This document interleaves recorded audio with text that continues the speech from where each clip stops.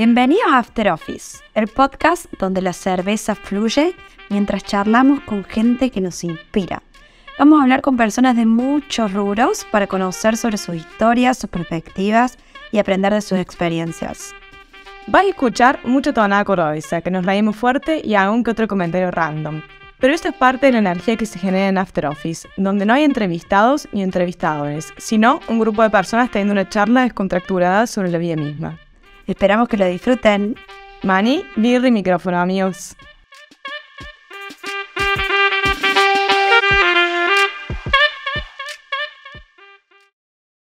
Hoy nos acompaña una invitada excepcional, María Belén Méndez. Describir su trayectoria en pocas palabras no es tarea fácil, pero vamos a hacer nuestro mejor esfuerzo. Belén es referente en innovación educativa en América Latina. Es fundadora y CEO de Revolution Education Group y vicepresidenta de la Fundación Universidad Siglo XXI. Durante casi una década fue rectora de la Universidad Siglo XXI, consolidándose como la universidad privada más elegida de Argentina y una de las más destacadas de la región. Su liderazgo ha sido reconocido internacionalmente. Ha figurado en rankings como el Top 100 Líderes Innovadores de España y en la lista de las 25 mujeres más influyentes de Argentina según Forbes. Además, forma parte de redes globales como la International Association of University Presidents y la Red de Mujeres Líderes de las Américas. Su trabajo se enfoca en impulsar la innovación, el emprendimiento y la equidad en la educación, con un fuerte compromiso en la reducción de brechas de género y la inclusión de grupos vulnerables. Su impacto ha sido reconocido con el Premio Mujer Tech, que destaca su contribución a la educación, el mundo empresarial y el desarrollo social en Latinoamérica. Bueno, mucha historia en pocas líneas. Así que ahora sí le escuchamos a ella. Bueno, feliz de estar acá con ustedes. La verdad es que siempre uno tiene que tener una carta de presentación, pero después uno va descubriendo quién es el que está al frente de todos esos títulos, así que muchas gracias por esta tarde. Bueno, bienvenida Belén, gracias por estar acá con nosotros. Y bueno, para empezar un poco y que el público oyente te conozca, te queremos preguntar quién es Belén y cómo te definirías un poco vos. Y yo creo, si me tuviera que definir, me gusta definirme como María Belén. Me gusta mi nombre completo y soy una persona apasionada. Yo creo que eso es lo que más me define. Con mucha energía creadora, con muchas ganas de dejar el mundo un poquito mejor de lo que yo lo encontré. Y quizás idealista, ¿no? Porque atrás de todos esos valores hay mucha pasión, mucho trabajo, pero también mucha creencia de que es posible vivir con mayor bienestar y lograr que otros también lo hagan alrededor de uno. Qué lindo que eso te empuje, que ese sea tu motor. Sí. Y bueno, recién dijimos como un currículum gigante. Y eso fue, creo que, un resumen de... Era eterno el currículum, pero...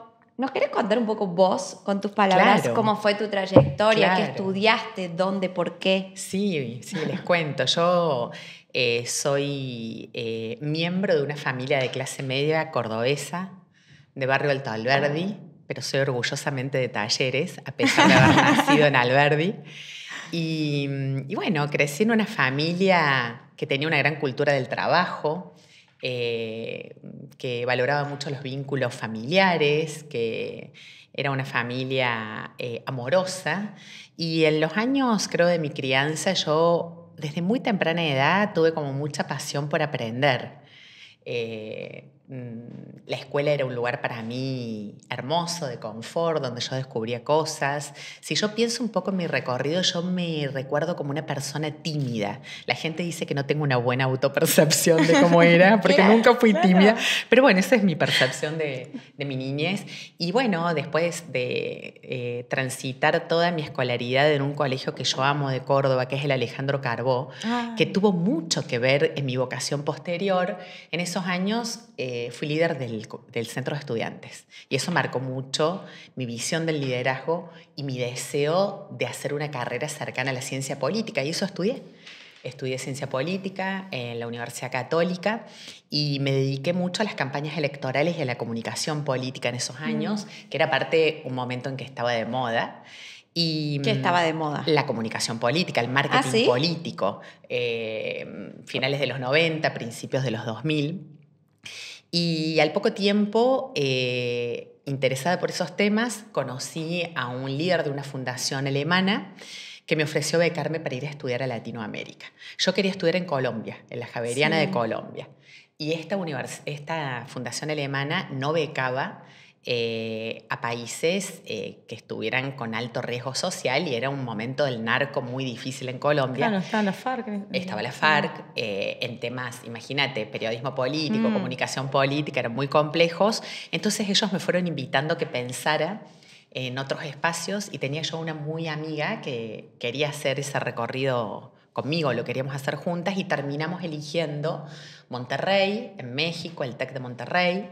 Y allí fui a estudiar mi maestría, y eso cambió muy significativamente mi vida. No solamente... ¿Maestría en qué? En comunicación política. En comunicación política. Exactamente. ¿Y cuánto tiempo estuviste allá? Y bueno, fui por 2 años, pero la vida me encontró con otro proyecto de vida y me quedé 10. ¿Qué otro proyecto? Bueno, conocí al que fue mi marido y el padre de Sofía, de mi hija. Y yo siempre digo que fui por un máster y me quedé con un mister.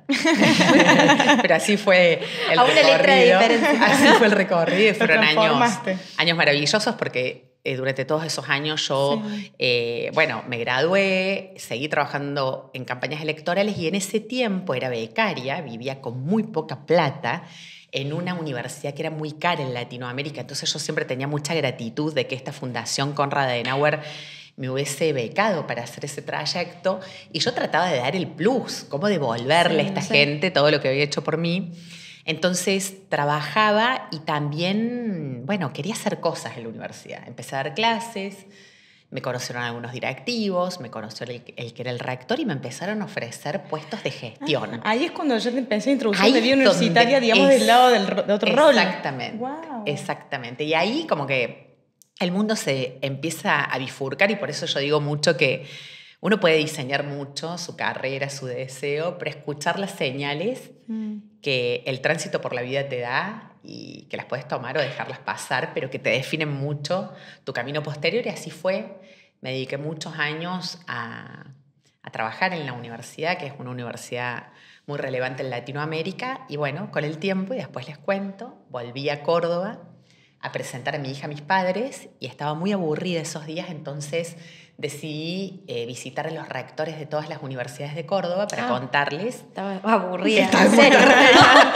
Claro. Y que podían hacer algún convenio con esta universidad. Y bueno, y así llegó al siglo XXI, y después se construye toda una historia de visitas de los funcionarios a esta universidad y demás. O sea, el siglo XXI, me perdí ahí. ¿Hace conexión con la Universidad de México? Sí, en realidad yo hago conexión con todos los rectores de Córdoba. Con algunos hicimos cosas, con otros no, y en ese momento los líderes de la universidad se contactan conmigo a partir de esta visita, y empezamos a hacer cosas juntos.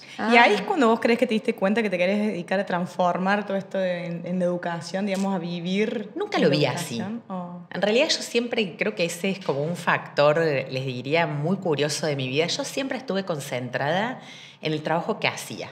No estaba pensando en el futuro, ni cuál era mi gran proyección. Yo me sentía muy honrada de estar en esta universidad, de vincular mis dos mundos en ese momento.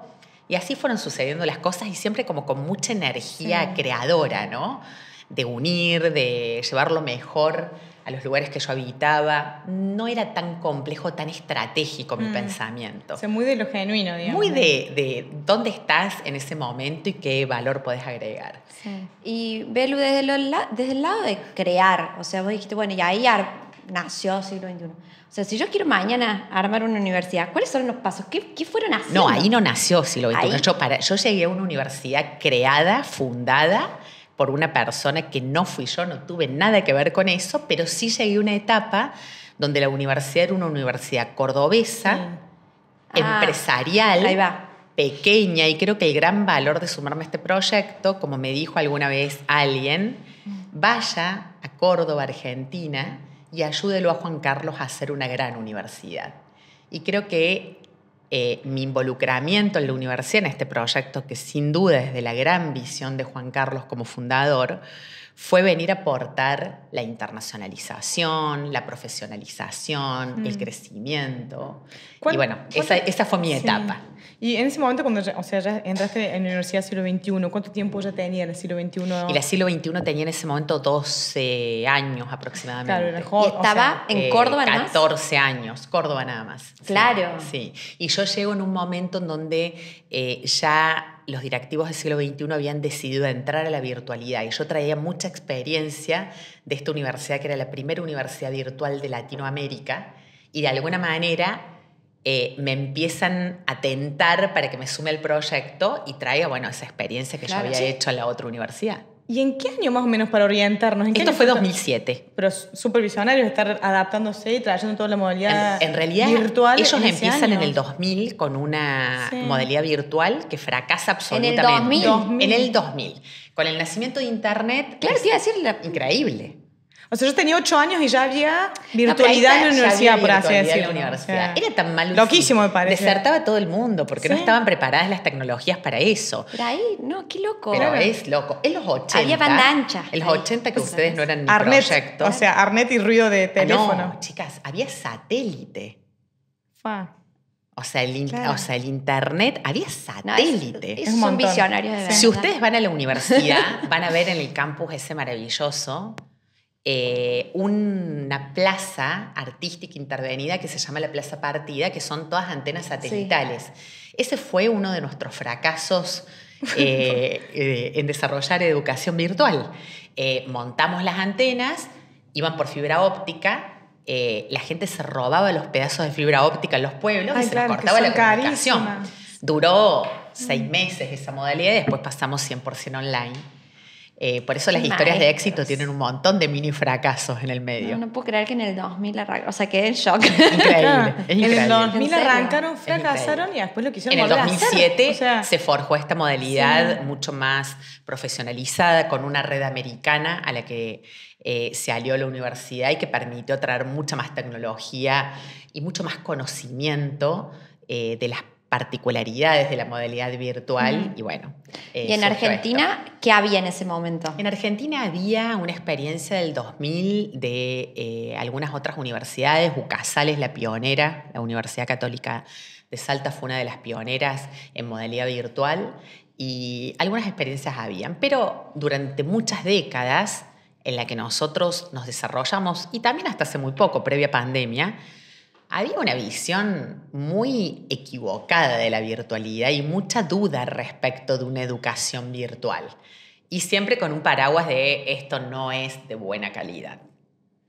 Claro, era como la palabra primero que se asociaba, digamos, a la virtualidad y en la educación era... La virtualidad, algo impersonal, algo no efectivo, a una educación de cuarta.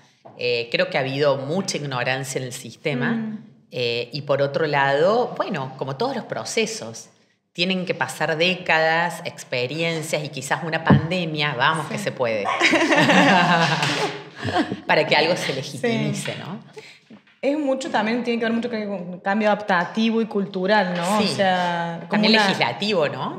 También, seguramente, o sea... Nosotros hemos dado batallas muy importantes en el país y yo creo que mucho de la legislación que hoy impera en la virtualidad ha tenido que ver con nuestro involucramiento en el diseño, bueno, de modalidades, de nuevos paradigmas. De regulaciones de nuevos paradigmas, claro, totalmente. Y de cuestionar, como me gusta mucho decir a mí, paradigmas que son obsoletos y que se defienden por tradición pero que no tienen ningún tipo de impacto, ¿no? Y junto con eso creo que también como la concepción de una educación para disfrutar. Fíjate que los sistemas universitarios en el mundo han estado forjados por el esfuerzo y el sufrimiento. Vos para ser universitario tenés que padecer un sistema riguroso, porque pareciera que si no lo padeces no sos bueno. Nosotros no creemos en esa concepción. Nosotros apoyamos y nos hemos unido a la corriente de la educación positiva en el mundo y creemos que para que vos aprendas bien tenés que estar motivado y que obviamente te podés esforzar y podés pasar por diferentes espacios, pero que el sufrimiento no tiene que ver con el conocimiento. De hecho, está comprobado que en quien lo disfruta, lo apropia y lo hace carne, tienen mejor rendimiento académico que cualquier persona que se siente amenazada en un sistema que no lo comprende y que aparte mata su autoestima. Y nosotros siempre decimos que educamos, pero sobre todas las cosas trabajamos sobre la autoestima de la gente. Bueno, un poco también llevado a lo laboral, ¿no? Definitivamente. O sea, todo el entorno tiene que tratar de sacar lo mejor de la persona. Claro. Porque Sí. si no... Para eso la única forma es tener buenos líderes. Y hablando un poco de eso, los buenos líderes a nivel educativo, ¿qué características crees que tienen líderes que a nivel educativo tienen una performance un poco diferenciadora? Yo creo que las mismas de líderes de cualquier otro sector. Sí. Y en los diferentes momentos del tiempo creo que la gente valora diferentes cosas, ¿no? Tenemos una investigación muy interesante de hace 2 años en la universidad que dice que los empleados o los colaboradores, que me parece que es un término más ayornado, valoran mucho que su líder les dé feedback honesto, que los acompañe en sus procesos de dificultades personales o laborales, que esté atento, que sea empático, que sea exigente para sacar lo mejor de sus propias competencias. Y no creen en un líder mesiánico que lo sabe todo, que en realidad usa las charreteras para ejercer el poder. El liderazgo ha cambiado demasiado. Entonces yo creo que cuando uno elige y decide estar en un lugar de liderazgo, tiene que revisarse todos los días, que tener humildad para aprender y para construir con otros, y sobre todas las cosas creo que te tiene que interesar la gente, que es con quien vos en definitiva lográs los objetivos. Y si eso no está genuinamente, se nota demasiado. Y el modelo se cae muy rápido. Y yo creo que las nuevas generaciones, ustedes y las que vienen abajo, en ese sentido son un poco o mucho más genuinos, ¿no? Y también de mirar al líder integralmente. ¿Sí? ¿En qué sentido integral? ¿Esta persona es coherente? O sea, una Claro. cosa es en la mesa de reunión, Sí. cuando sale ¿qué? ¿Cómo Claro, se ¿qué cuida sucede? en su Es vida verdad que te cotidiana? fijas en ¿Qué? Sí. Claro, la coherencia. Es decir, che, hay algo que no me cierra. Pero creo que ustedes fueron muy visionarios en ese sentido porque no solamente formaron líderes a nivel educativo, sino que dentro de la propia organización del siglo XXI, contemplándola como una empresa, empezaron a vivir un formato de empresa De organización me gusta más a mí, claro, porque de no nos organización. consideramos una empresa, pero Ahí sí está, una perdón. organización. No, está bien, está bien. Yo vengo muy del Está rubro bien, de empresa, es entonces, natural, bueno, es natural. pero de organización muy distinto, entonces era un cambio, Sí. o sea, distinto, digamos, en lo que es el rubro Sí. de organizaciones y también a nivel de formar líderes ¿sabés? que eduquen de una forma Es que distinta. ese punto que Eran vos dos cosas en tocas es paralelo. muy nodal. Vos no podés ser, bueno, yo creo que no podés formar líderes, por ejemplo, con conciencia social, empáticos, emprendedores, creativos, si vos lo haces en un modelo antagónico. Sí. Hay una inconsistencia. Entonces, la forma en cómo nosotros conducimos la universidad tiene que estar muy alineada a lo que nosotros esperamos de nuestros graduados.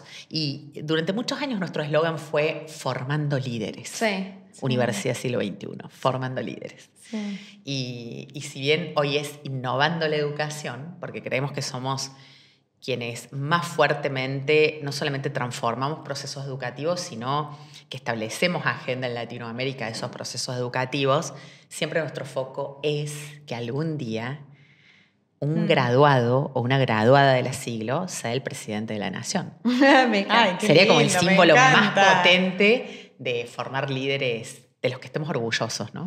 Me ¿Y encanta. cómo hacen para formar los líderes los profes? O sea, ¿tienen todo un sistema, tienen capacitaciones? Sí, todo eso.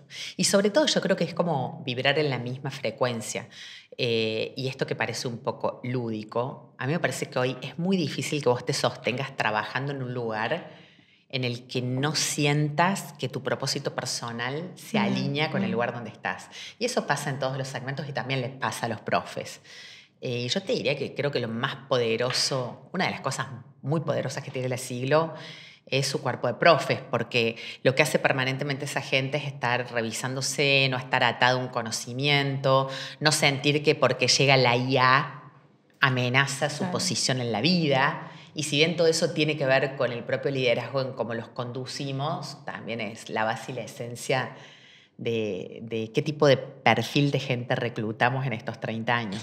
Y aparte es como que se tienen que actualizar constantemente y estar muy ayornados y al día, porque si los profes son el nexo con los alumnos, claro, que son las generaciones canal nuevas, de comunicación, tienen que adaptarse constantemente al nuevo liderazgo, o sea, porque sí, son adaptaciones constantes, porque sí, el liderazgo va cambiando también, o sea, el ejercicio de liderazgo de hace 30 años es distinto al que vivieron en su momento en el siglo XXI, toda esta transformación, y a la actual incluso, y en los próximos años creo que va a cambiar más abruptamente, obviamente. Sí, como más exponencialmente, ¿no?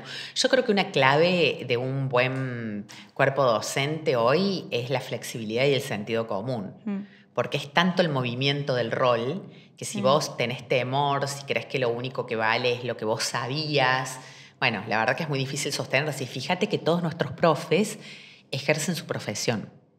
Es condición para nosotros que sean exitosos profesionalmente, que vayan a enseñarte algo que hacen todos los días en su vida cotidiana.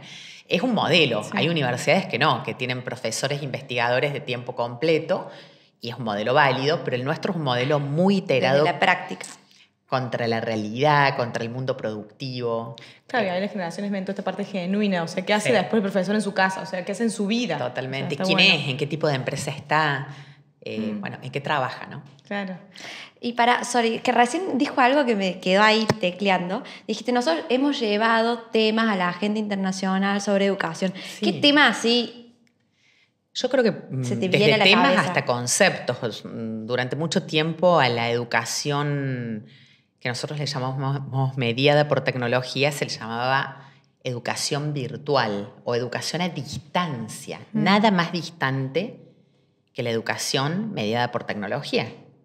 La tenés acá todo el tiempo, 24/7, qué distante. Romper ese concepto, que aparte es un concepto en donde claramente marcas una connotación, distancia, y poderle llamar, por ejemplo, mediación tecnológica o algún otro formato, han sido parte de las batallas sutiles en el sistema.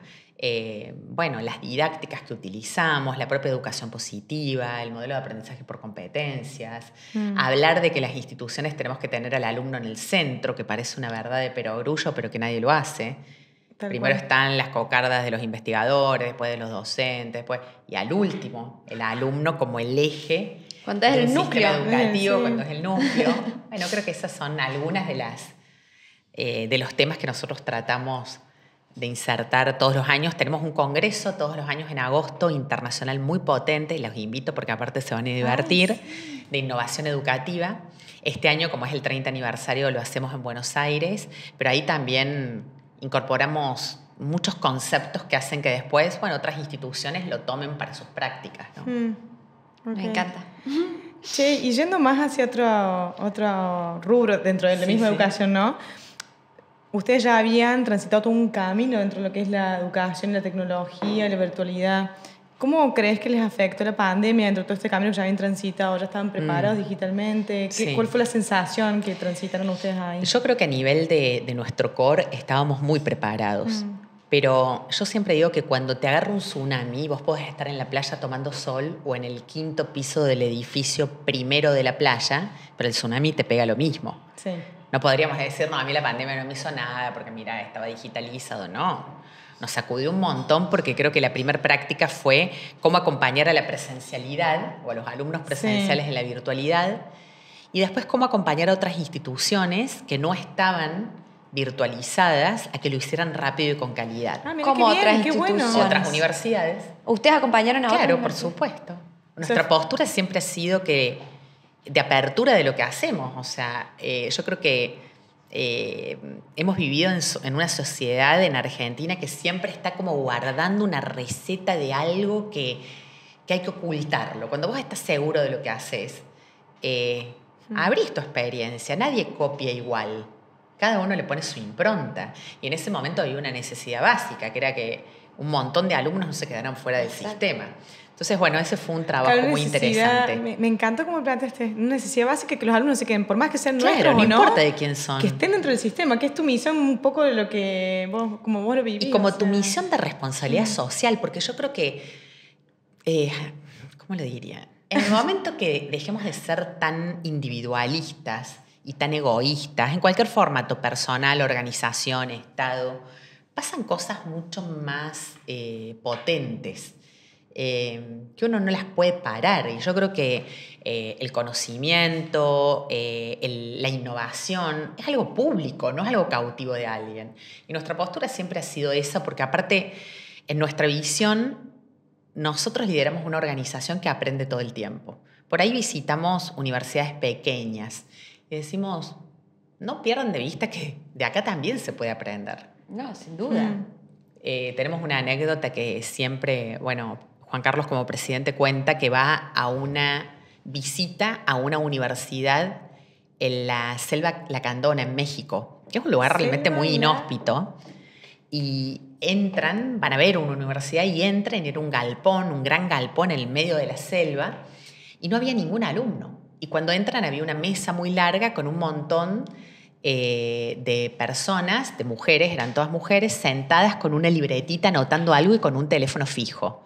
Entonces él dice, ¿qué hacen? No, le cuentan. A esta universidad vienen 3.000 personas todos los fines de semana porque durante la semana trabajan y es una comunidad indígena que estudia los fines de semana. ¿Y ustedes qué hacen con ese teléfono y esa libretita?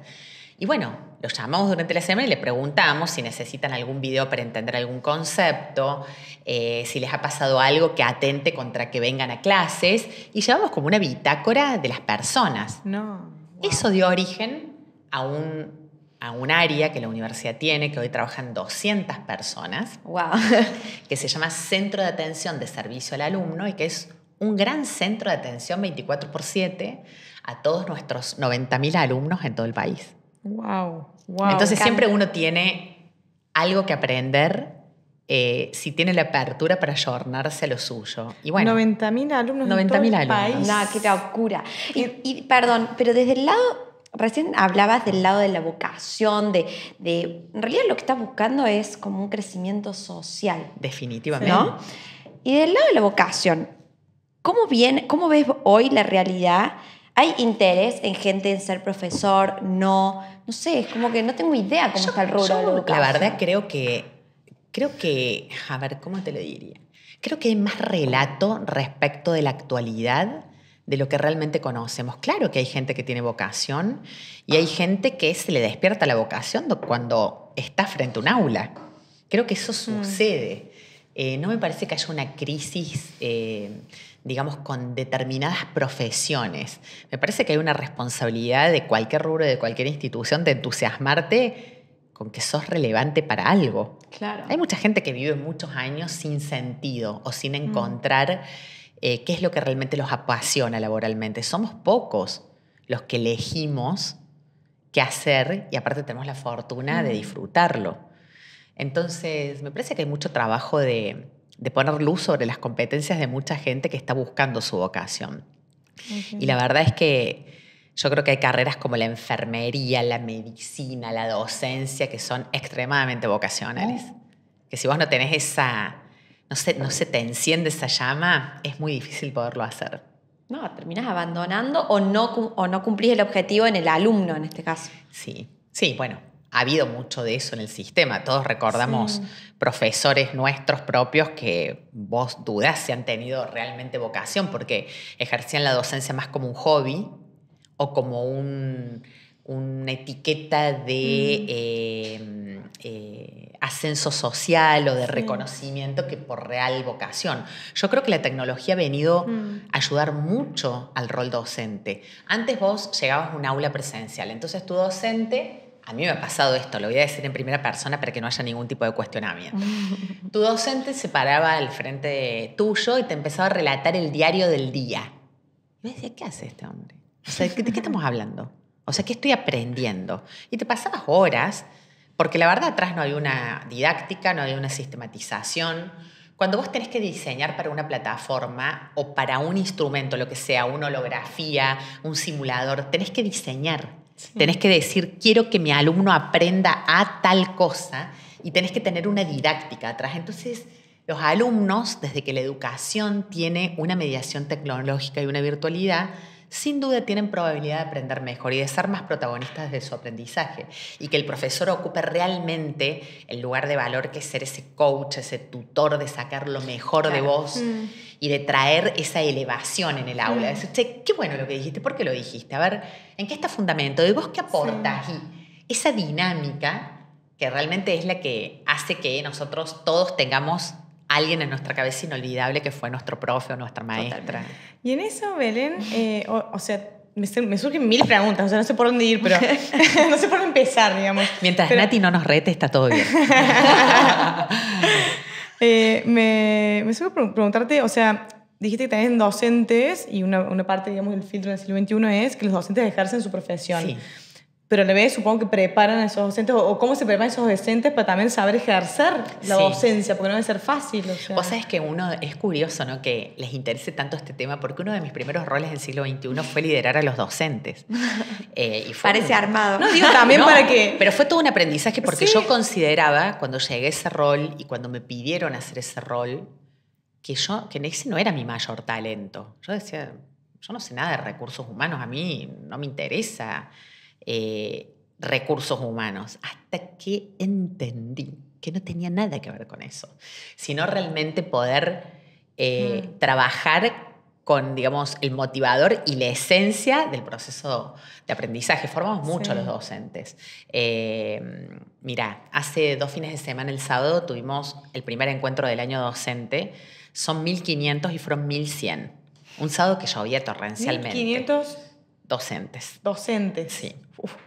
Y impresionante el entusiasmo y la visión que tienen. Y por otro lado, cómo te alimentan el sistema. ¿Qué veíamos con los docentes?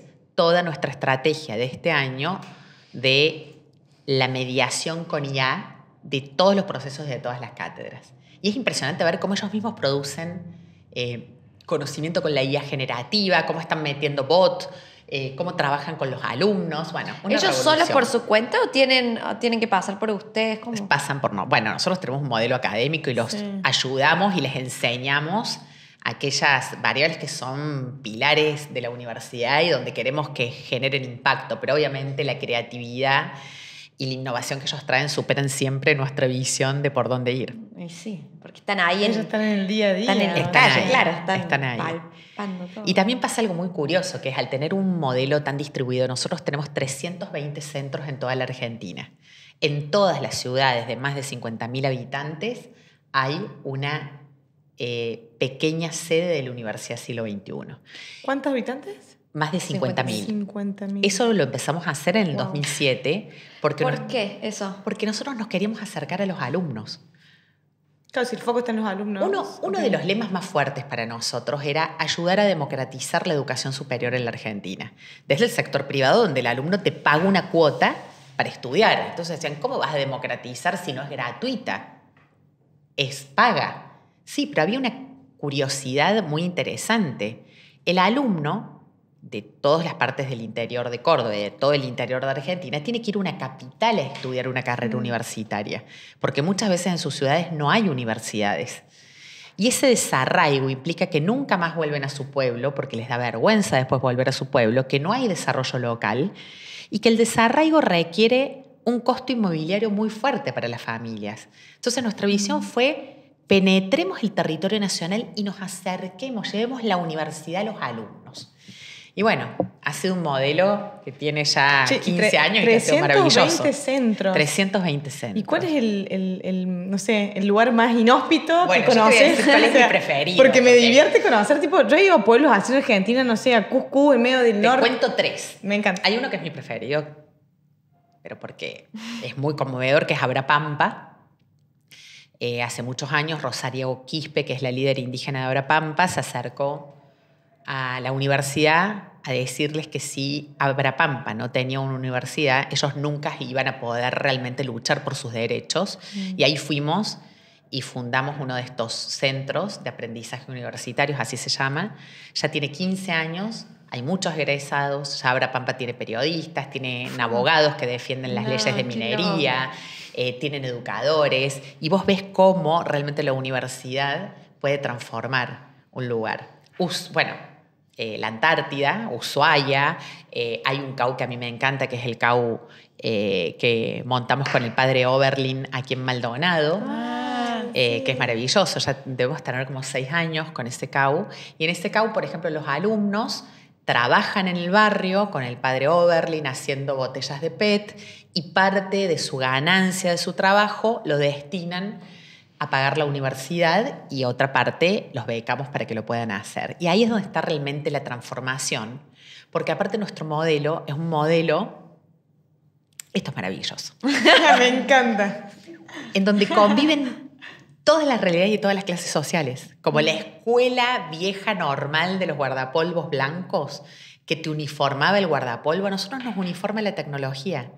Entonces puede estudiar un alumno de ABC1 que va al campus en el auto de la familia y que vive en un lugar privilegiado, y puede estudiar una persona que no tiene acceso, o puede estudiar a alguien que trabaja todo el día y que le cuesta un montón pagarse la universidad. ¿Y por qué vinculé este tema con los docentes? Porque los docentes se sienten muy orgullosos. Es muy difícil que un docente en una ciudad de la Argentina vea tanta realidad diferente y se conmueva tanto. Por ahí los docentes nos dicen, fui de vacaciones a Mar del Plata y en la playa me paraban mis alumnos porque me reconocen por la virtualidad. O sea, es como un escenario muy amplificado, 90.000 alumnos. Pero, perdón, yo fui a una universidad presencial, entonces quisiera entender, ¿todas las carreras son híbridas? Interesante. Nosotros tenemos carreras que van del 0 al 100% de presencialidad. Vos tenés carreras que no vas nunca a un lugar físico y que es 100% virtual, y después 5 modalidades híbridas, como le decís. ¿Sí? No sé cuál sería el término adecuado. Está muy bien. Híbridas, híbridas flexibles, blend, todos esos términos están bien. Como, ¿viste? Blend, como los té. Así también en educación se usa. Como el vino, como el vino. No quería ver, imagínate, estamos con la cerveza, ya sería como mucho el vino. Pero eso implica... Y el presencial también tiene una cuota de virtualidad. Hoy los alumnos van al campus 4 veces por semana, pero van con un trabajo de aula invertida. ¿Qué implica eso? Ya han hecho alguna actividad en su plataforma, se han vinculado con otros en su plataforma. Ha cambiado mucho la forma de la usabilidad de las cosas. Claro. Y lo que nosotros buscamos con esas modalidades es que te acompañemos en cualquier circunstancia de tu vida. Vos decís, che, me va bien, puedo estudiar en el presencial, no tengo otra responsabilidad, voy todos los días al campus y de golpe te querés ir a otro país a vivir o a hacer una experiencia. No dejás la universidad, te pasás a la modalidad 0% presencial. Entonces, todos esos carriles hacen que la gente abandone menos porque nos adaptamos al estilo de vida de cada uno. ¿Cuál es la tasa de abandono? La tasa de abandono, está perfecto. La tasa de abandono. La tasa de abandono en el sistema global es muy, muy alta. Nosotros en este momento estamos en una tasa de abandono del 30% aproximadamente. Pero partimos de tasas de abandono del 60%. O sea, la Argentina tiene bueno, el mundo tiene un challenge con el abandono y la Argentina también lo ha tenido. Y te diría que casi nuestra mayor obsesión es que no abandonen. Claro. Pero no para que todos los meses paguen su cuota porque estén adentro del sistema, sino porque nosotros creemos que cuando vos decidís estudiar y entras a un sistema y fracasás, salís peor que como entraste. Te sentís que no pudiste. O sea, tu autoestima está en el piso. Y nosotros tenemos como una obsesión de no provocar eso. Claro, vuelve a la persona. Vuelve a la autoestima, a la persona. Y obviamente el abandono tiene multicausas. Tiene causas económicas, causas de todo tipo. Pero la realidad, y como siempre le decimos a nuestros equipos, yo he sido muy obsesiva con esto, las variables que vos sí podés manejar, las tenés que manejar perfectas. Y hay una relación directa entre el abandono y el rendimiento académico. Te va mal y te vas. Te va bien y no tenés dinero y pedís una beca. Te va bien y te mudás de casa y a lo mejor te va mal 2 exámenes, pero después retomas. Ahora, cuando fracasás, muchas veces académicamente, sin duda el abandono aparece. Y tenés así, dentro de todas estas sedes y distintas locaciones en las que están, que decías un par que te gustaban y demás. Sí. ¿Algún como caso de éxito, digamos, en lo que han reducido, digamos, la brecha, digamos, entre el estudiante tipo y el estudiante tal vez un entorno más vulnerable, digamos, en qué medida? No tengo una medición de eso, no lo tengo. Yo creo que los 320 son un caso de éxito, porque en general la gente que estudia con nosotros era gente que no, la gente que está en el país era gente que estaba fuera del sistema. O que estaba fracasando en otro sistema. Tenemos hoy 100.000 egresados. ¿Por año? No, totales. No tengo idea de números, perdón, pero no tengo idea. 100.000 egresados en los 30 años, que es mucho. En estos últimos periodos ha habido cortes de 9.000 egresados, que es muy mucho. Un montón. Y yo creo que ese es el caso de éxito. Eso, claro, llegar a tantos lugares para... O sea, sí. Y el compromiso de seguir... Miren esto qué curioso. Bueno, para mí es un motivo de mucho orgullo.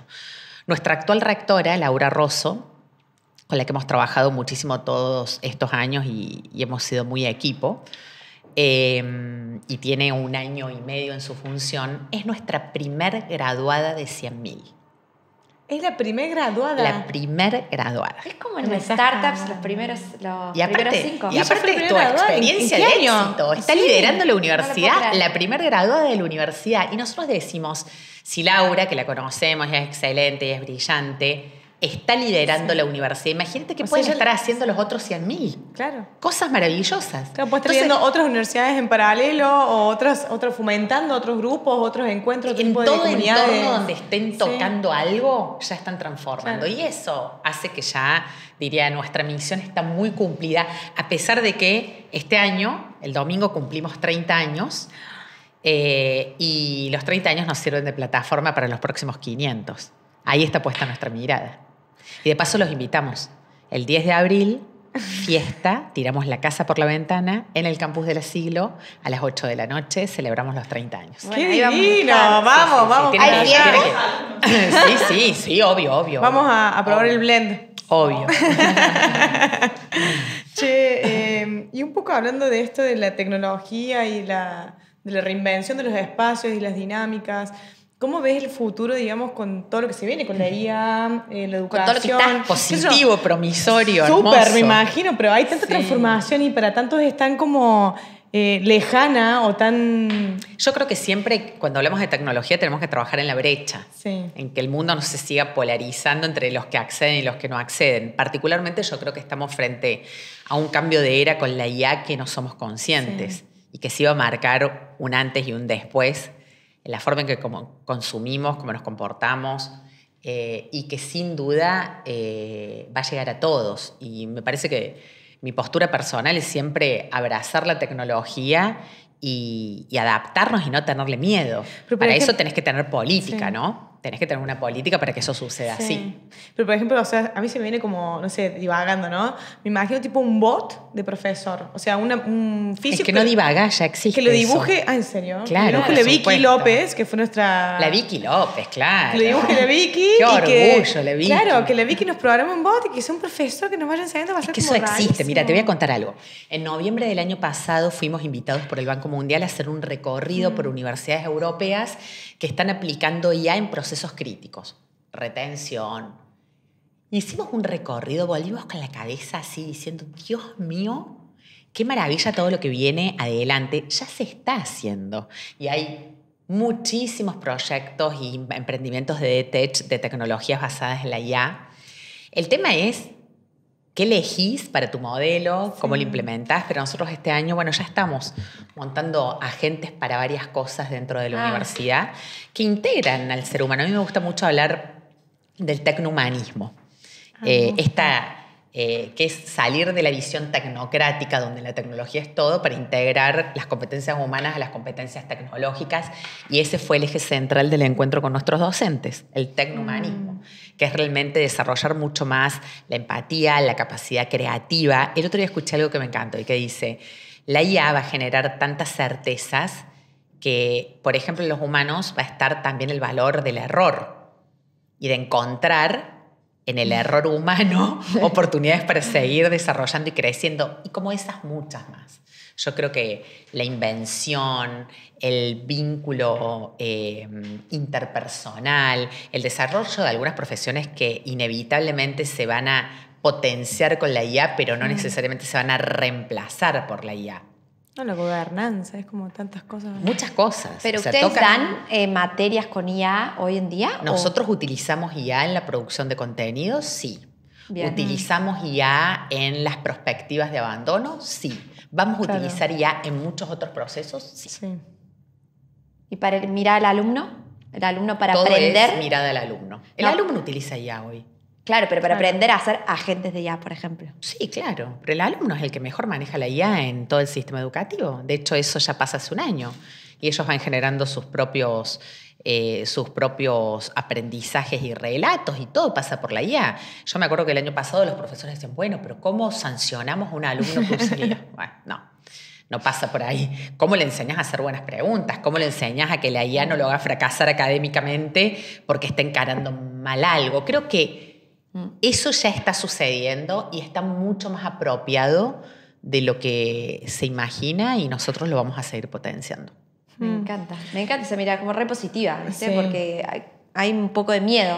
Siempre hay miedo, pero lo hubo con el internet. Yo recuerdo que en el 2001, 2002 daba clases en el TEC de Monterrey, en esta universidad, y todos los alumnos entraban con su laptop, era obligatorio llevar laptop, entraban con su laptop y mientras yo hablaba, claro, googleaban lo que yo estaba diciendo. Entonces me decían, no, profesora, no, la fecha que dijo no es correcta, a ver cómo era. Ah, bueno, sí. Y te empezás a ayornar, y era terror a que sacaran la laptop y le preguntaran a Google. Hoy un poco más sofisticado, pero siempre es la misma amenaza. El tema es cómo vos vas corriendo la frontera para ubicarte en el lugar de realmente agregación de valor. Claro, trata de tomar la amenaza como una oportunidad realmente. Sí, tal cual. Pero para eso las instituciones tienen que jugar el liderazgo, porque les tenés que enseñar a los profes, a los alumnos, a hacerlo de manera correcta. Si te da miedo, perdés mucha oportunidad.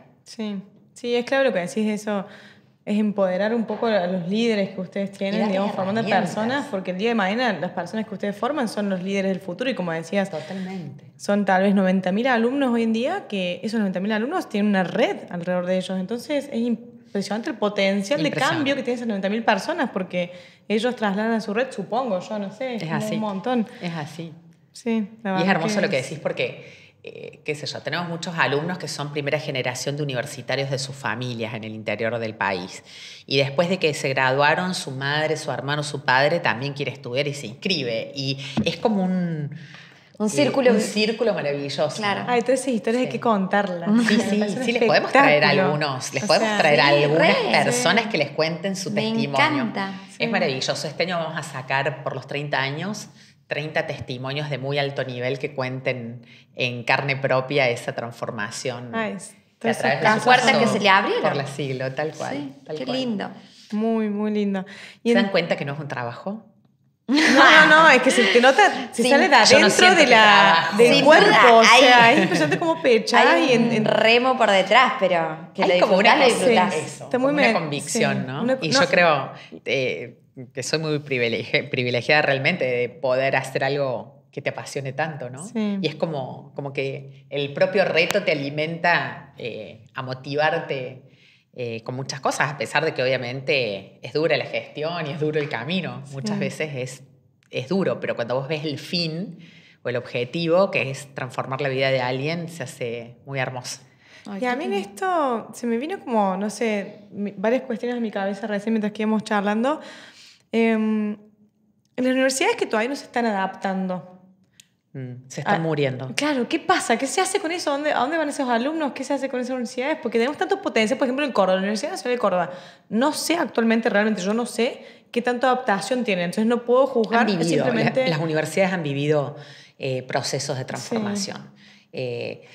Cada una con su misión, porque no todos desean crecer ni ser virtuales, algunos quieren ser más conservadores y habrá gente para eso, pero el fenómeno en el mundo es que las universidades que no se median tecnológicamente, que no se actualizan, tienden a achicar su matrícula y a desaparecer.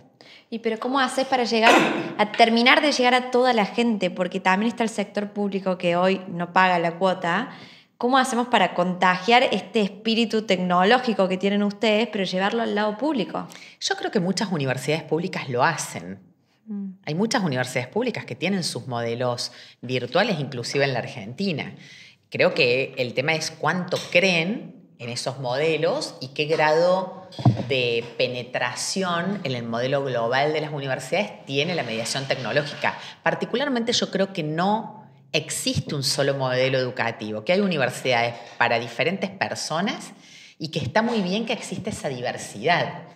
Y bueno, creo que lo importante es escuchar la demanda de tu alumnado y adecuarse a unos comportamientos de consumo que son inevitables. Cada uno lo hace en el tiempo que puede o que define en su plan estratégico, ¿no? Claro, no es fácil. Sí. Y es difícil también con organizaciones, pero me da como una... O sea, bueno, uno ama Córdoba y además la UNC porque así es una universidad tremenda que le dio tanto para tantas personas y hace tantos años que viene. Y así, ojalá, yo no tengo idea, por eso digo, ojalá se esté adaptando a este ritmo, porque es un ritmo que crece tan exponencial y si uno no se adapta en el momento... Yo creo que todos están haciendo sus intentos de adaptarse, no sé si al ritmo de lo que plantea la necesidad de la gente. Sí. Y con los recursos que cada uno tiene. Y también esa es una oportunidad. Nosotros también estamos haciendo mucho de eso en otros países de Latinoamérica.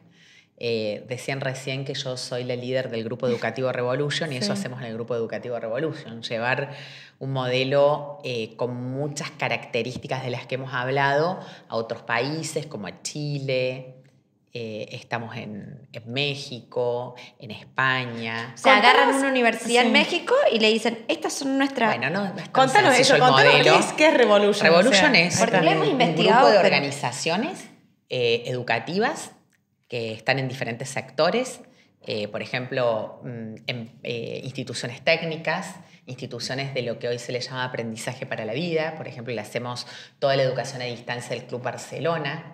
En Barcelona se la hacemos desde Córdoba, en una empresa que se llama Capabilia.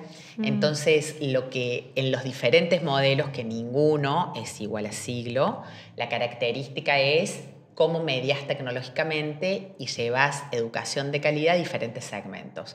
Y vos te das cuenta que el mundo está en ese movimiento. Nosotros en el Grupo Global tenemos 150.000 alumnos. Y bueno, estamos haciendo ese proceso de transformación en algunos países de Latinoamérica junto con otros actores muy potentes, porque la TAM es muy fuerte en virtualidad. Pero o sea, ¿sería como su marca blanca? Perdón. No. Porque es como... No. Conceptualmente es... Perdón. No, me encanta, me encanta. Es importante entenderlo. La Universidad Siglo XXI es una fundación. Sí. ¿Sí?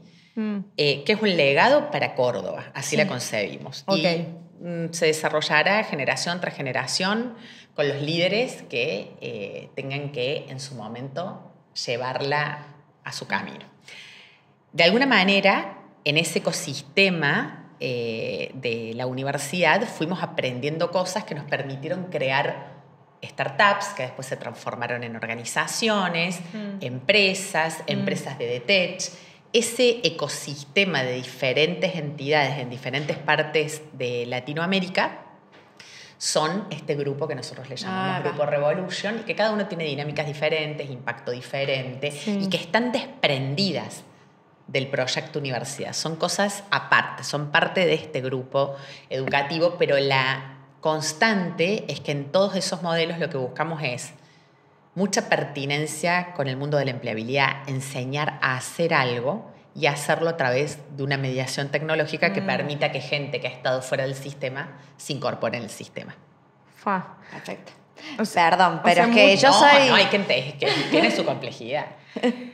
O sea, mucho lo que buscan con Revolution es un poco ya lo que han hecho, digamos, lo que hemos hecho en la Argentina. Digamos, lo de la reducción de la brecha, también la incorporación del género, digamos, de la reducción de brechas también de género. También bueno, esa es una constante. No te diría que ese es uno de los objetivos centrales del grupo. Yo creo que es como la identidad de tu modelo. O sea, hay cosas que...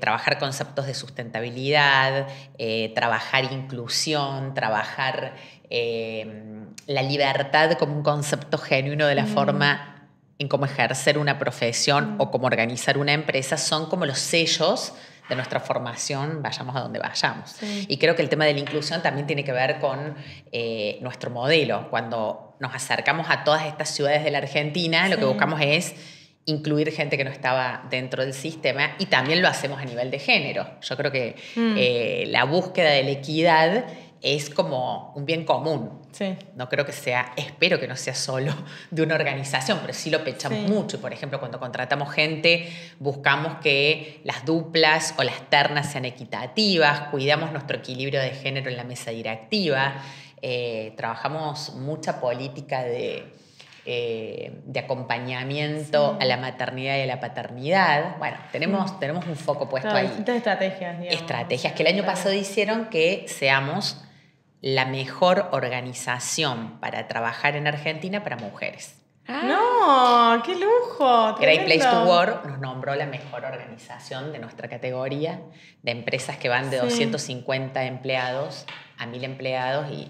¿Y cuáles crees que son las mejores, digamos, políticas o estrategias o prácticas, no sé cómo llamarles, para poder motivar a ocupar mujeres más roles de liderazgo, digamos, dentro de organizaciones? Porque a nosotros, por ejemplo, acá en After Office, digamos, en el propio podcast, nos pasa que dentro de las entrevistas que tenemos, de cada 10 entrevistas tal vez, una o dos son mujeres. Son mujeres, entonces es sorprendente para nosotros.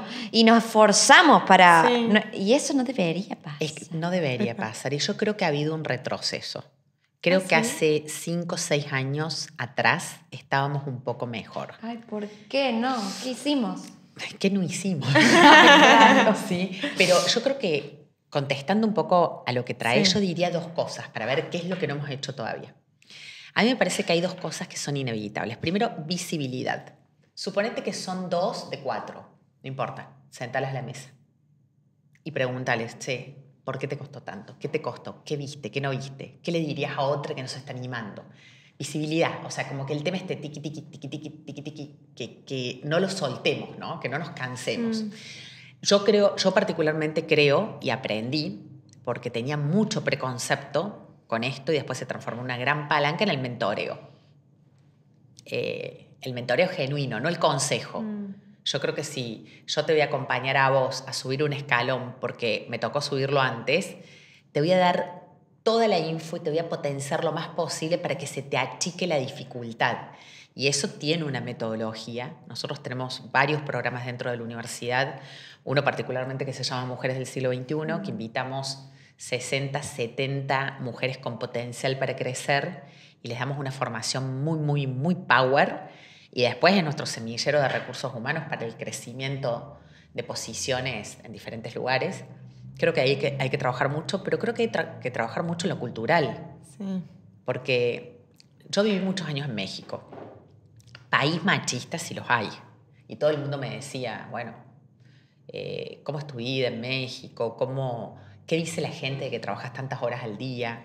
Y en el 2007, cuando volví a la Argentina, nunca me sentí tan acosada y tan cuestionada, cosa que nunca había sentido en México por trabajar y tener una hija chica. Entonces, no es cierto que hay países que son más machistas que otros. Todos los países son machistas, definitivamente. Y la presión social de esa pregunta sutil. ¿Cuántas horas va tu hija a la guardería? Ay, no. ¿Sí? ¿Y a qué hora la buscas? ¿Y quién la cuida? ¿Tu mamá? No. La verdad es que, bueno, en mi caso, mi hija fue desde los 3 meses a la guardería. Yo no había sido madre antes, no había tenido otra experiencia y me parecía que era lo que yo le podía dar y enseñarle a mi hija que una persona, su madre o su padre, pueden tener un amor o una vocación y una necesidad también, porque en ese tiempo yo también trabajaba por necesidad, trabajaba porque necesitaba mi sueldo y que eso fuera un motivo de orgullo, que no sintiera ella en su crianza una ausencia.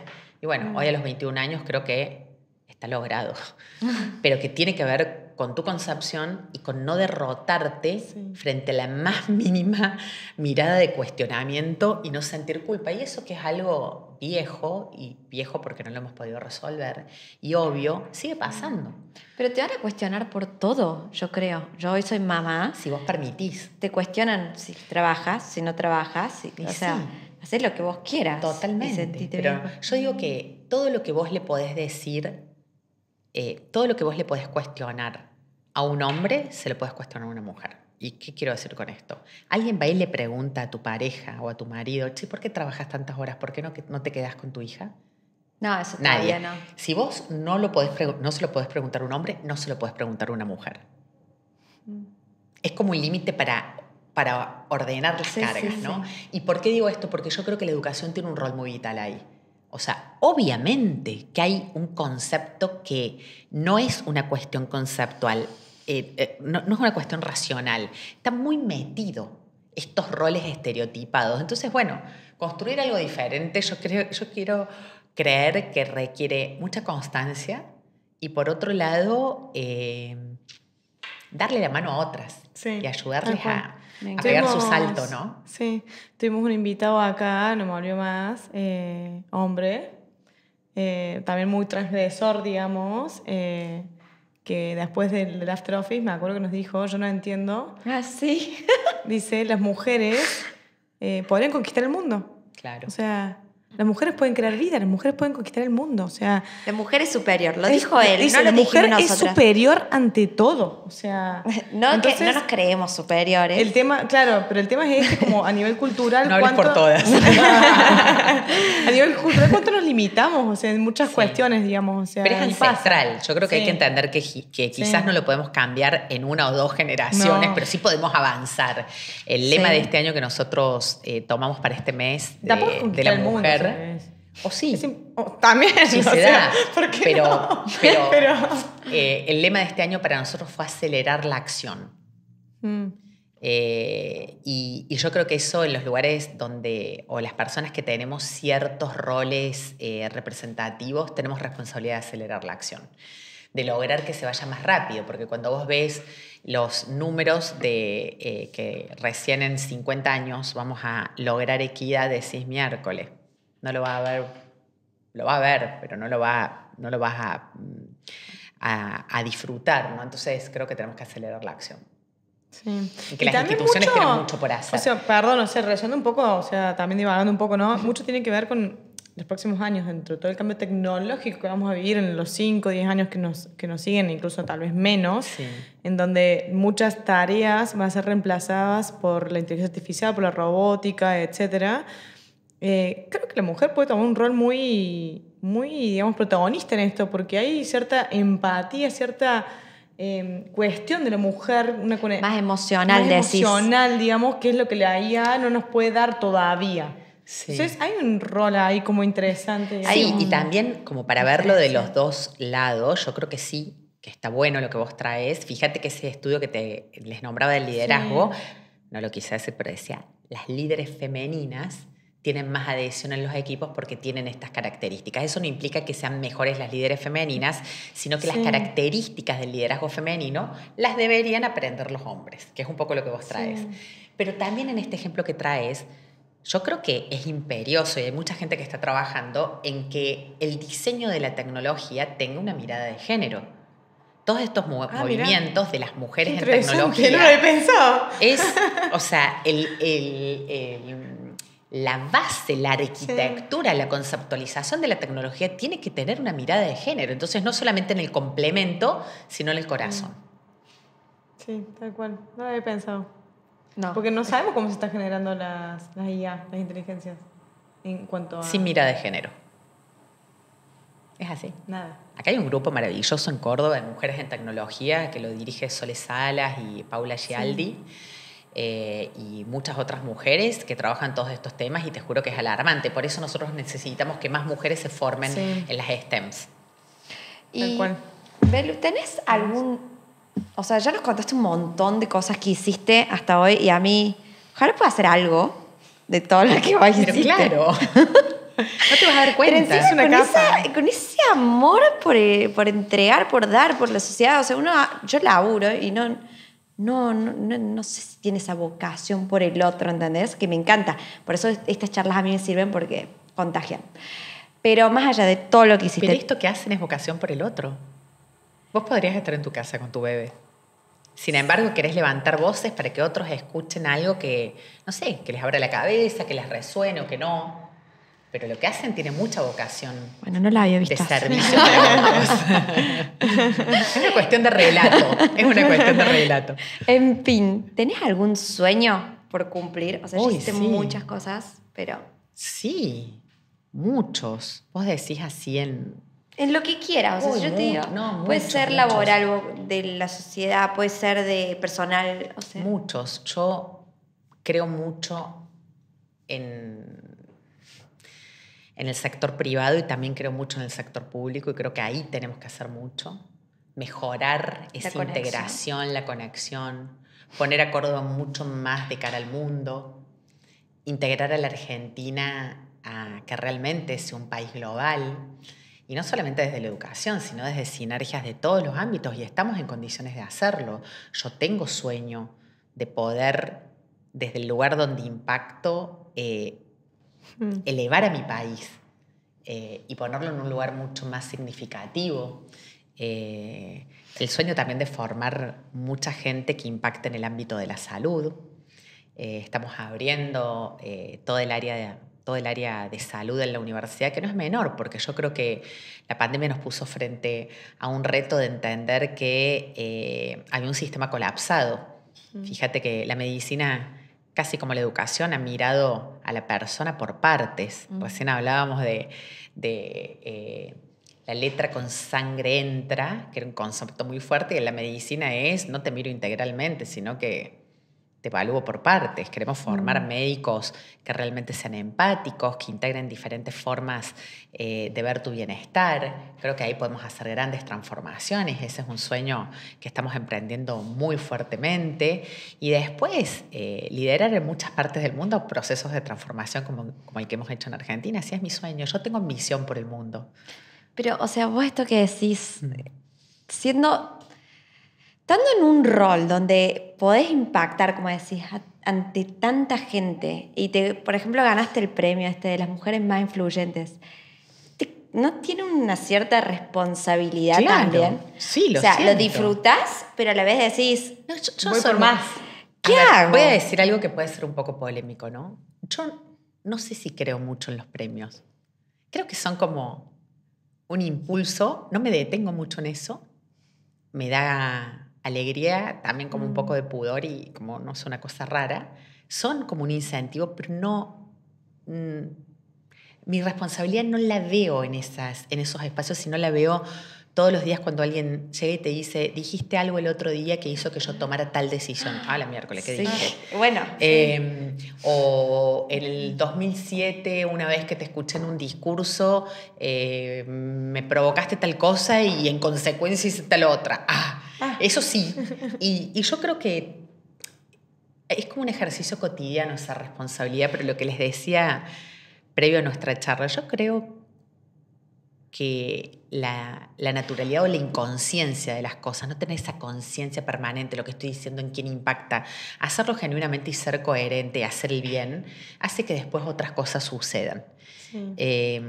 Y yo veo, por ejemplo, mucho a las nuevas generaciones preocupadas por el diseño de su vida, por el camino laboral, llenos de estrés, por quererlo hacer lo mejor posible, perfecto, esa sensación de incompletitud.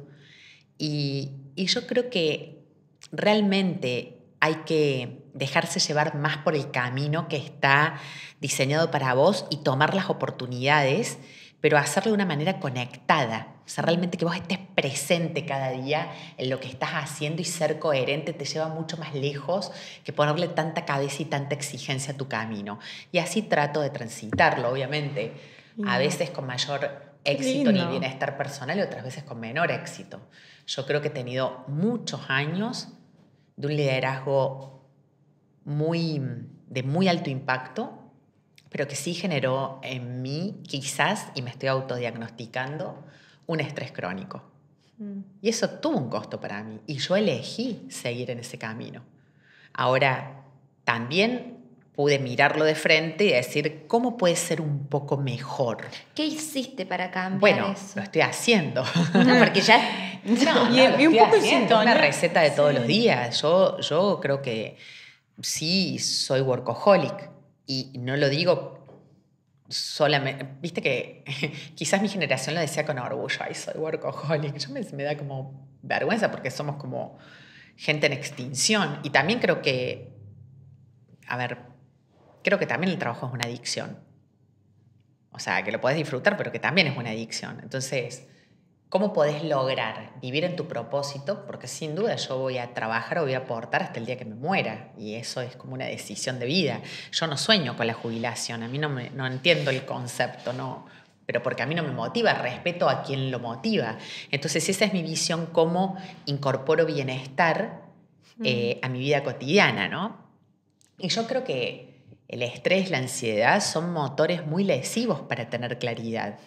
Y casi todos los que estamos en lugares de decisión somos víctimas de esos espacios. Sí, y hay que ser realista y decir, a ver, dentro de esos espacios pasa esto, y tal vez transformar, o sea, un poco también la palabra workaholic, porque tal vez tiene una connotación un poco negativa, me parece la palabra. O sea, no sé, está tomada desde un lugar un poco como, vos decís, en mi generación tal vez era buena. En nuestra Hoy es negativo, no está bien visto. O sea, en nuestra generación es media negativa. Es media negativa en el sentido de decir, visto. che, pero si es parte de tu esencia, es parte de tu propósito en este mundo, en este ínfima parte de los años que nos toca transitar en el mundo, digamos.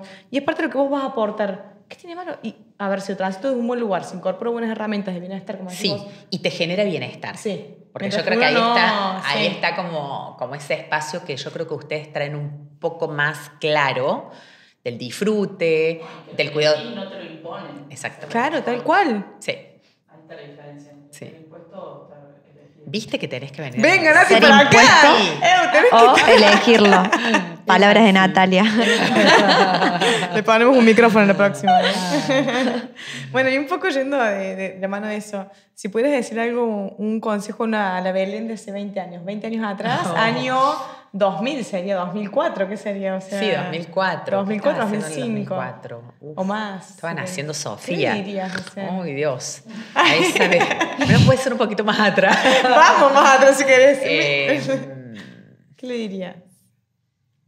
No quiero sonar como soberbia, pero yo le diría que le meta la misma garra y la misma pasión que le he metido siempre y que quizás no sea tan perfeccionista en el camino, que se ahorre sufrimiento en el perfeccionismo y en la exigencia, ¿no? Y en el ideal. Pero bueno, me parece que lo está aprendiendo 20 años después. Y también es válido, o sea, yo soy de las que creo que uno viene a la vida a aprender y que... y que también cada cosa pasa en su etapa. Totalmente. Pero, no sé, no siento arrepentimiento de Eso te muchas iba a decir, cosas. como que no le advertís siento. de X cosa. El otro día pensaba en algo muy personal y decía, ¿me arrepiento de esto? Y yo, no me arrepiento. Sucedió y así fue, pero no siento eso. De hecho, cuando miro la de 24 años, digo, mierda, o sea, ¿cuáles habrán sido esos detonantes que me hicieron, bueno, irme a otro país, estar sola, desarrollar mi vida allá? Bueno, creo que por ahí quedan misterios. Está bueno por ahí que para sacar lo mejor de uno, ir a espacios de más incomodidad. Sí. Ir hacia los límites, los bordes. ¿Tuviste algún momento bisagra así en tu vida? Muchos. Uno cuando decidí ir a México. Ese fue un momento muy bisagra porque creo que rompí con un patrón de lo que se esperaba de mí en una familia tipo y hice exactamente todo lo que quizás... No se esperaba. Quizás. Sí, muchas cosas hice en ese sentido. Y también era como mi prueba de crear mi propia identidad, ¿no? Entonces ese fue un momento muy, muy, muy, muy significativo. Y la vuelta también fue un momento muy significativo. Claro, regresar. Sí, regresar 10 años después, con una familia internacional. Bueno, también romper muchas cosas. Sí, aceptar el rol de rectora también fue un momento muy bisagra en mi vida. Y también en lo personal hubieron muchos momentos bisagras. El momento en que elegí ser pareja o elegimos con Juan Carlos formar una pareja fue un momento muy bisagra. Y sí, he tenido muchos. Y espero tener otros. Y que siga, porque falta un montón de vida sí, para transitar y totalmente, caminar. Totalmente. Che, y un poco ya para pasar a la última sección de nuestro podcast, que es el ping-pong final que vamos a hacer bastante rápido. Antes de eso, te quiero preguntar, ¿hay algo que nos quieras contar que no te hayamos preguntado? ¿Algo que te hubiera gustado? Sí, les quiero contar que yo tuve mentores muy relevantes en mi vida. Una mentora fue mi abuela Coca, que tuve la suerte de que viviera a mi lado muchos años, hasta los 96, hasta hace 3 años, y que marcó mucho mi vida y que realmente creo que ella era una líder, que tenía una vocación de liderazgo muy fuerte, que me inspiró mucho y me animó a hacer muchas de las cosas que yo después fui transitando. Y bueno, siempre cuando hablo de mi vida me gusta nombrarla porque está viva en mi espíritu. Marcó mucho. Y ese linaje femenino que también se proyecta en mi mamá, que también ha tenido un rol importante, y en mi hija, también tiene mucho que ver conmigo, mi linaje femenino. Y lo honro mucho porque creo que las conquistas que vamos teniendo son acumulativas y no son de uno. Es que es así. Me encanta. Sí, y ojalá que Sofi, a la que admiro muchísimo y que me enseña muchas cosas todos los días, genuinamente, pueda llegar mucho más lejos de lo que quizás puedo llegar yo, ¿no? Y eso me motiva un montón y es como un motivo de mucho orgullo ver cómo se corre la vara y cómo se comparte la posta, ¿no? Claro, cómo se van, como un trampolín. Se van Como un Tal cual. trampolín. Tal cual. Seguramente tendremos a Sofi en algún momento, tal vez. Ah, Sí, sí, me sentada. encanta. Tiene que Me venir de encantó. Va a ser España. difícil tenerla sentada porque Vamos baila, allá, no todo drama, baila. Vamos allá a buscarla. Vayan a buscarla. Que se ponga a bailar acá. Sí, sí. Bueno, ahora sí vamos a la última sección. Vamos. Del podcast, que si no nos escuchaste nunca, o si alguno de los que está escuchando ahora no nos escucha nunca, son preguntas, Clicky. claro, al hueso. Lo Perfecto. primero que se te venga a la cabeza. Qué miedo. Yo no sé mucho qué respondería, pero bueno, por eso vas a responder. Bueno, dale. vos. Nere, voy a transgredir un poco acá porque anoté varias cosas. De las preguntas. Te voy a transgredir el orden, perdón. ¿Cómo el orden? ¡Qué miedo! Vos seguime. ¿Sabes lo que? No sé, María estuvo en una clase Un directamente. concepto, una palabra. Clicky. Todo escrito, yo tomo nota acá. Yo No, me llevo no. mucho aprendizaje de hoy. Sí, bueno, va, empezamos con el ping-pong. Si pudieras aprender algo nuevo al instante, ya, ¿qué sería? Idiomas. Un lugar al que siempre quisiste viajar y por qué. Japón. ¿Por qué? Porque me parece una cultura muy curiosa y quiero conocerla. ¿Una experiencia que te haya marcado? Una. La muerte. La muerte de gente querida. La muerte de mi mejor amiga me marcó mucho. ¿Y una persona? ¿Que me haya marcado? Muchas personas. Coca. Coca. Coca. Si tu vida fuera una película, creo que es el verbo en Sí. realidad. ¿Qué película sería? ¿Qué género? ¿Qué género? Drama. Porque es el género que más me gusta y creo que sí podría ser. Bueno. ¿Un hábito que cambió tu vida? Un hábito que cambió mi vida. Tengo una oportunidad. Un hábito. ¿Qué No sería lo un veo. hábito? No sé si lo ¿Qué tengo. sería un hábito? Pasa palabra. Un hábito. Puede ser. Pasa El palabra. desayuno es un hábito. Sí, o el deporte o un hábito. Sí. Una frase que Me quedo repitas. pensando, Sí, yo también. Una frase que repitas o a veces te digas como un mantra. Lo que sucede conviene. Algo que siempre quisiste hacer, pero todavía no te animaste. Cantar. Ah, Me encanta. ¿Cómo nutrís esa fuerza que tenés tan pechadora? Ajá. Me reseteo todas las noches y me levanto positiva todas las mañanas. No sé cómo sucede eso, pero sí me pasa eso. Ok. ¿Con qué famoso te gustaría tomarte una birra? Así como esta. Ay, está matada Dios.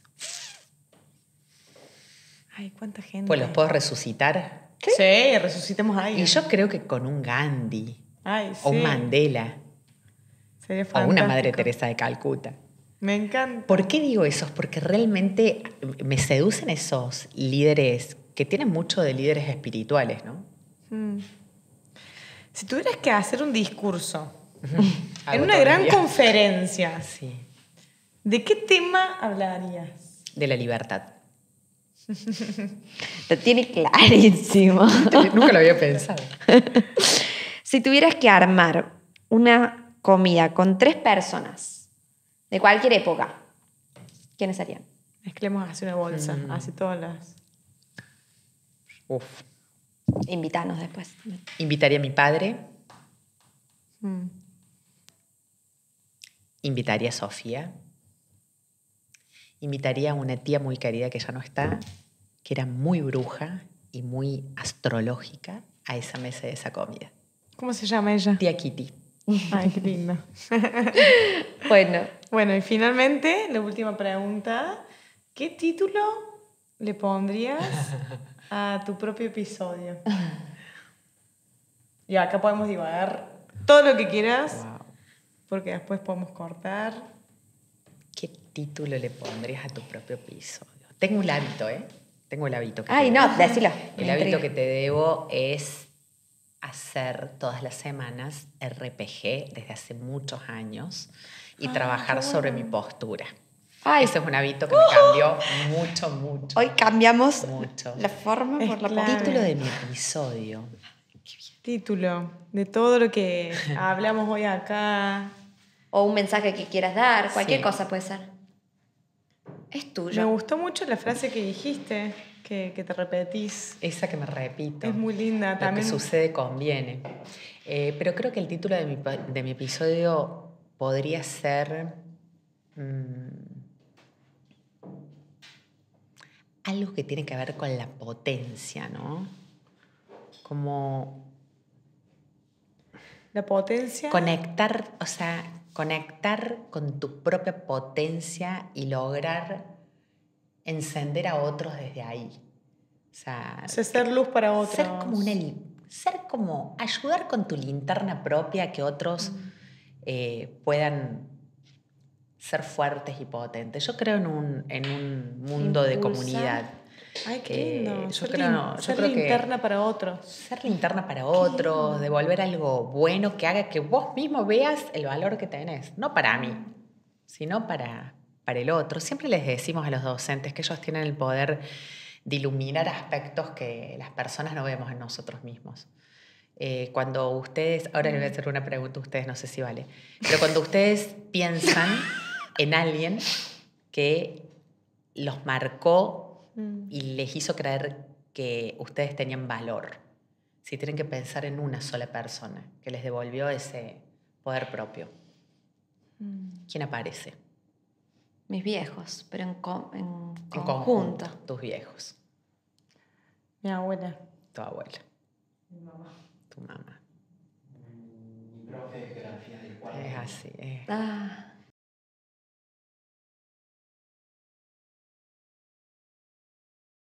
Nada tiene Por- más poder que el amor de tu núcleo principal y de los profesores que te aman y te enseñan. Y Son esto los que no- más linterna pueden poner en uno. ¡Qué locura! Y no está armado. ¡Increíble! Hermoso. La cámara Ay, no apunta del otro lado, pero Muy que lo lindo. vea. Placer. Gracias, gracias, gracias. chicas.